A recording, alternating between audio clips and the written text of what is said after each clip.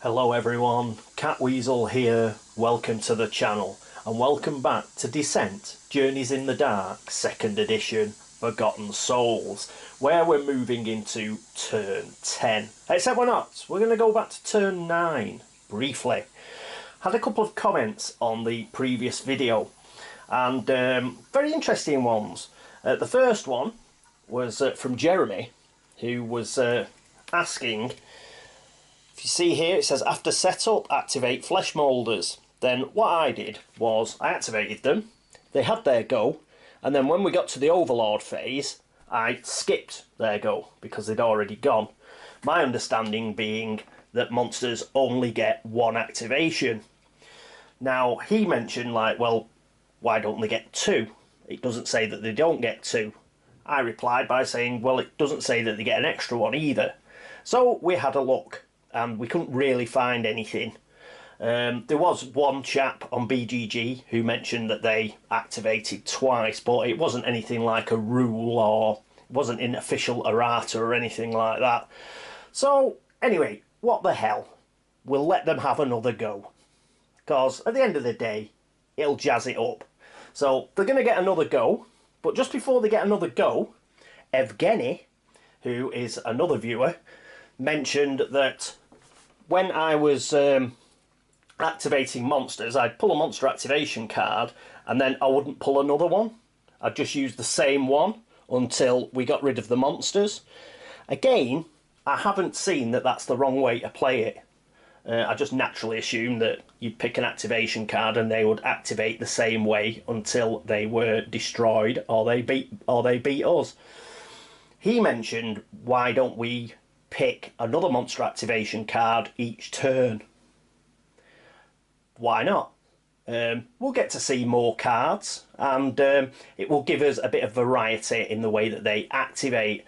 I couldn't see anything against it, I couldn't see anything for it, so let's just play it that way. Why not? Let's jazz it up a bit. So what we'll do is every monster activation from now on, if we go on a turn, then we'll just draw another card and they'll do something slightly different. That may be the way that you play it, but I couldn't see it anywhere. But we'll play it that way anyway. Why not? So, to start us off, obviously we used this last time. So if they're going to have another go at the end of turn 9, let's pick another one. And just to put your mind at rest, Evgeny, this is my discard pile. So I do have a discard pile, and have a discard pile for the exploration, and I also have a discard pile for the peril. But obviously I don't keep them where you can see it, but rest assured they're there, mate. Right. So back to the end of turn 9 and these activations. So we've got to pick another one of these. What happens, I think I've mentioned it a couple of times, but as soon as these run out, we'll take that discard pile and we just shuffle it together again. You just have a discard pile so you don't get the same card again and again. So this is going to be our new activation card for the flesh moulders. Right, each attack flesh moulders perform gains +1 damage. We're not getting very good at picking these out, are we? We're getting all the really nasty ones. So the master's going to go first. Heal the monster within 3 spaces that has the most damage tokens. Well, none of them have damage tokens, so we skip that. Spot the closest hero. They can see all the heroes, so we skip that. Attack the closest hero in line of sight. Well, they're all in line of sight, but she's far away, the widow, so it won't be her, so it'll either be Avric or it will be Cindrael. I'm going to have them attack Cindrael. Before anybody gets on the comments saying, oh, well, you should attack Thingy with the cauldron, it's my choice. They're getting an extra attack, but they're not taking a mickey out of me. They're attacking Cindrael because she's got the most wounds. Alright, what a fight about it. Right. So they're going to attack Cindrael. Well, the master is anyway. So that is a blue and a yellow. And we get a great defense die. Oh, let's get Cindrael out. So there she is. She's got four damage, and she's at 3. She's at 3 fatigue. She has got a wooden shield, which she may have to use, and mana weave. Okay, so let's see what happens. Somehow I don't think she's going to be as lucky this time. And no. But oh, she did get 3 shields, which is funky. So, oh yes, I think she's got away with it. Or has she? No, because of that bloody surge. So because of that surge, we're going to use it to put +2 on. So that becomes 4 damage. 5 damage with the +1 because of the card, and we got 3 shields. So that is 2 extra. So she's now on 6 damage. She could die here because I've been nice and decided to give them another attack. Right, so that was the master. Next up, it's the minions. Spot the furthest hero, attack the furthest hero in line of sight. So fortunately, these two are going to start attacking the widow. So no need to spot, they're going to attack. Oh, and the master, obviously, it's not going to heal anything. It's not going to spot the closest hero, and it can't attack again. So that's why its turn's over. So first minion, the purple one, is going to attack the furthest hero, which is good old Widow.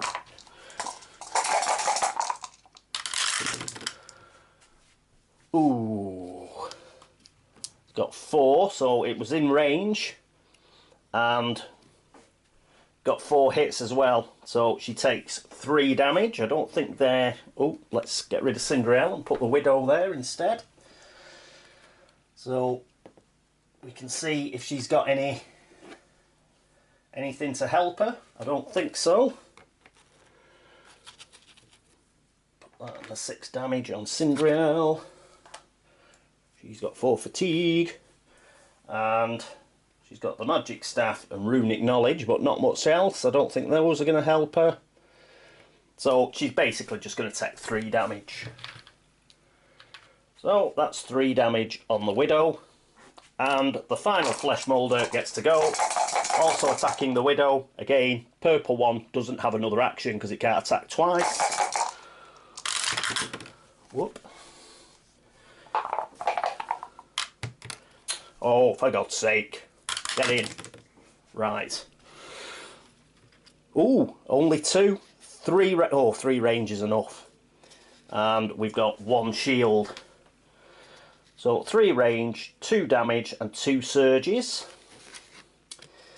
Well, doesn't need to mend anybody because none of the monsters have got any hits on them.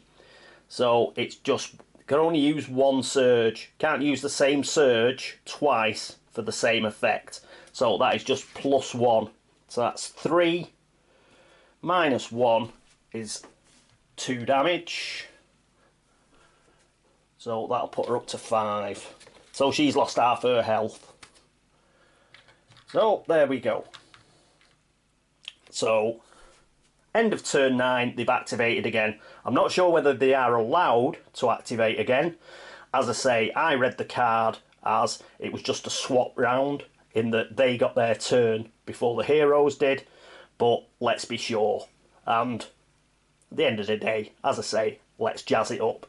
So they're in a bit of a pickle now. But there we go. So, and besides, that might be the way that you play it. If it is, then top banana. Nobody can come along at a later date and say, you did it wrong! So everybody's got... You've got to have 2 activations, and that is that for the Flesh Moulders. Moulders. I keep wanting to call them Moulders, like Mulder and Scully. Flesh Moulders. Right, they've gone, and now we can start with turn 10. So here we are at turn 10. And yes, we've got to try and get that cauldron into that pit. Oh, first thing we'll do, just so I remember, we'll get rid of this and we'll know we'll be picking another activation card up when the Flesh Moulders go again. Right, let's get into turn 10 and the hero phase.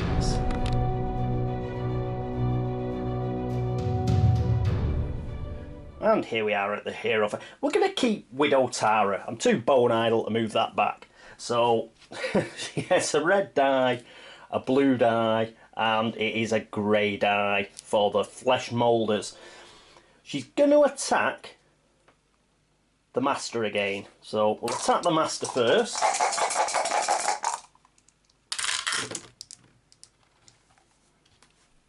So that's 3 damage and a surge. 3 damage and a surge. Is there anything she can do with a surge? Well, she can't suffer a fatigue to gain +2 wounds because she's maxed on fatigue. But she can, with a magic staff, deal 1 wound to another monster within 3 spaces of the target, and that's what she's going to do. She's got plenty of range. 3 damage, take 1 off, so that's 2 that is going to go onto the Master, so we'll put those down here. And she's going to put 1 on the purple guy. So she's going to use a surge to put a health on the purple one as well. So that's a first go, and she's going to attack again. And this time, she's going to attack the green one. The reason why I'm spreading it out, if you remember, we've got group limits, and once we get into the Overlord phase, there's a part where we'll roll, if we kill any of these, we've just got to roll a grey die, and we'll end up getting them back. So what I want to do is just put a little bit of a hurting on each one of them, and then perhaps wait till we chuck the cauldron in here and then finish them off. They are going to heal and regenerate, but if we can just make sure we've got a couple of hits on each one just before we have to kill them, then I think that'll be best, because as soon as this card goes, then we will not be, you know, bringing them back from the dead. So we'll do it that way. So she's going to attack the green one. Oh, that's a good one. That is a good one. So once again, we've got 3, 6, we've got plenty of range. We've got 4 hits. So that is 3 going through on this guy. So he's nearly dead. And the other thing is, if they're using surges and stuff to mend, then they're not using it to attack us or attack Sindriel or the Widow Tara, so it keeps them busy healing themselves rather than damaging us. Now we've got a spare surge. What are we going to do with it? Well, I think we're going to use the magic staff again to deal 1 damage to another one, and we're going to do it to the purple one. So what we've got 3 damage, 2 damage, 2 damage, which I think's pretty cool. Excellent. So we shall do that, and that is it for Tara's turn. And next up, I think Avric is going to go next. And here we are with Avric. He's got 3 fatigue and 2 health damage. I've not bothered putting any of his equipment out because all he's doing is moving. So if you remember, we'll have a look. It says, as an action, the hero carrying the cauldron may move 1 space. He cannot move and be moved through any other means. So he's going to use both his actions to move 1 space. So he's going to go 1, 2. So he is now there.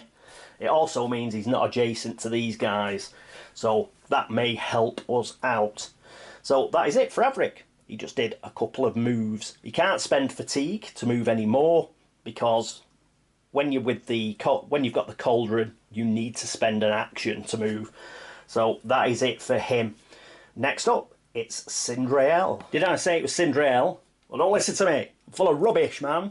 It's still Avric. He's got 3 fatigue. That means he can spend a single fatigue. So he's going to spend another fatigue, and he's actually going to cast Prayer of Healing. So he's going to exhaust this card during his turn. Choose yourself or an adjacent hero. Sindriel's adjacent, and he's going to roll 1 red power die. So we will exhaust that. Come on. bloody one again. Oh, you're the most rubbish healer in the history of man, Averick Albright. But she does heal 1, so she's got 5 wounds now. Yeah, well done, Averick. Right, so that is Averick's go, and now it will be Cindriel. And here we are with Cindriel. Let's have a bit of a laugh. If you remember, she got the fire flask in a trade. Let's chuck the fire flask, they're all together. So it may kill a couple of them, but which we weren't really planning on doing, but sod it. Let's have a bit of a laugh. So we're going to use the fire flask, and we've got to flip this card over to make a ranged attack with this item, and that's what we're going to do. So make a ranged attack with the item, and ooh, hang on, I'll just have to check whether she has to spend an action to actually get rid of a shield or something so she can do it. Won't be a second. Hello, I'm back. Well, it doesn't have a hand symbol on it, so you could equip as many as you like, so it doesn't count. That's what it says in the rules anyway. But again, I may be getting it. In fact, I'm not going to do it, because I'll do it and then somebody will come and say you can't do that.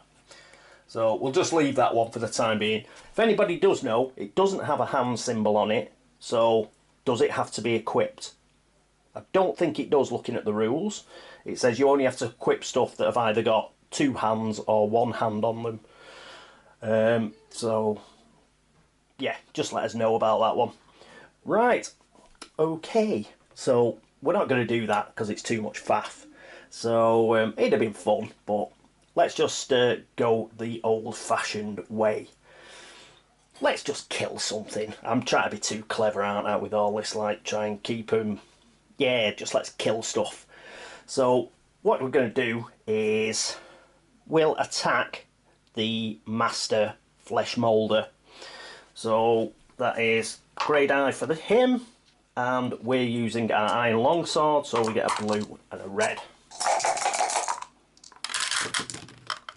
And we've missed, so that's a great start. So Cindriel is going to attack again. And that's a lot better. So gets 4 damage through, 1 shield, so that is 3 damage. There's 2 there, and 2 plus 3 is 5, which kills the Master, though it'll doubtless be back very shortly. Right, so we've killed the Master, and that is the end of her go, because she's had 2 goes. So at least we've got nothing adjacent to us. So that is it for the hero phase. Next up, the Overlord phase.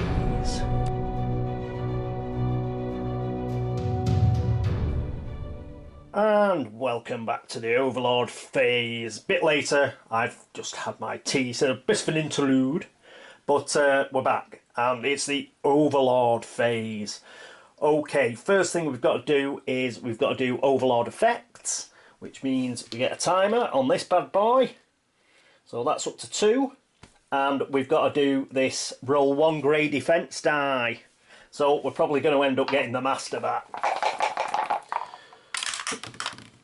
Oh, fuck, it's going to roll on a blank.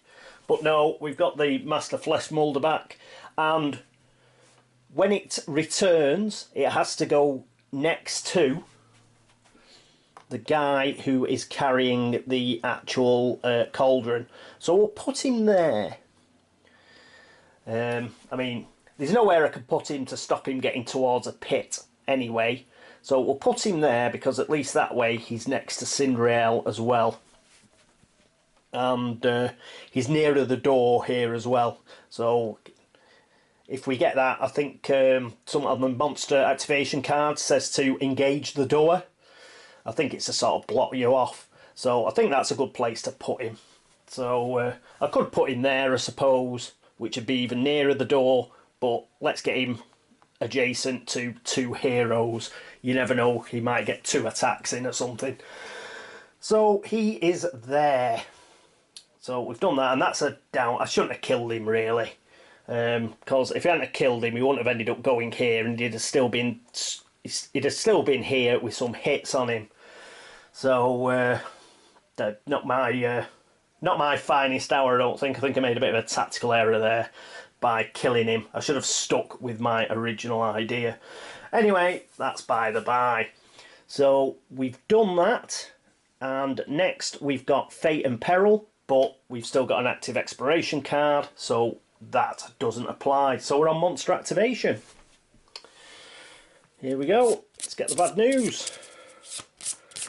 Quick shuffle. A quick cut, and we get, let's have a look. Flesh Moulders. Each attack Flesh Moulders perform gains +2 range. That seems quite common. Spot the closest hero who has a ranged weapon equipped. The only person with a ranged weapon equipped is the Widow Tara. Attack the closest hero in line of sight who has a ranged weapon equipped. This is looking bad for Widow Tara. Then it's spot the closest hero and then attack the closest hero in line of sight. Well, there's no spotting going on. The only person who's got a ranged weapon is her, so all three are going to attack her, and that is all they're going to do because they can't attack twice. And there's no other actions like, say, move towards the door or anything like that. So they are all going to attack the Widow Tara. It's good in a way, because they're not going to attack Averick. But Widow Tara, oh God, she's got, oh, can discard that now. Widow Tara is, she's on 5 health, isn't she? Right, let me just go and get her and set her up. And here's Widow Tara. And I've put this back here. Just to remind us, I'll discard it after we've done this attack. Right, oh God, right, she's got 5 hits on her. So that is bad news, because she's going to get 3 attacks. So I can see her getting knocked out here, unfortunately. Okay, right, so we may as well have the Master going first. There's no minion and Master separation on Flesh Moulders, so we may as well do Master, Mr. Purple and Mr. Green. So it's blue and yellow, and we get a grey die. So the Master attacks. Oh, we got 3 shields as well. Got 3 shields, but that's 4. So that's 1 hit, and we have got a surge, and a surge on the Master is bad, because that is... It can do a heal, but I don't think they're near enough. Let's just get rid of those. Heal. Choose a monster within 3 spaces. 1, 2, 3. So Mr. Purple. Roll a red power die. It will use that first, because extra damage is the lowest priority for surges. So the purple one is the only one that's in range. We roll a red power die. 2. So it has healed both of those. I knew I shouldn't have killed it. Right. Ugh. So at least it's used its surge on that. So only 1 damage goes through. So we're up to 6 damage. Thank God for the monster surge priorities. That's all I can say. So that was its attack. As I say, nothing else it can do in its attacks. It can't attack twice, I mean. So when it goes to use another action, there's no other action on that list it can do. So we're going to go to Mr. Purple. Oh, come on, fall out. Oh, it's knocked it over. Bloody hell. Damn it.